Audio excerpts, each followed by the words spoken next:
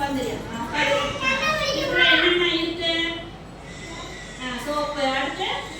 brush அடுத்து soap சொல்லியாச்சு soap brush வேற என்ன இருக்கு தட்டு வெரி குட் அடுத்து சிங்க் வெரி குட் இன்னொன்னு காணிக்கணும் இல்லையே வேற என்ன வச்சோம்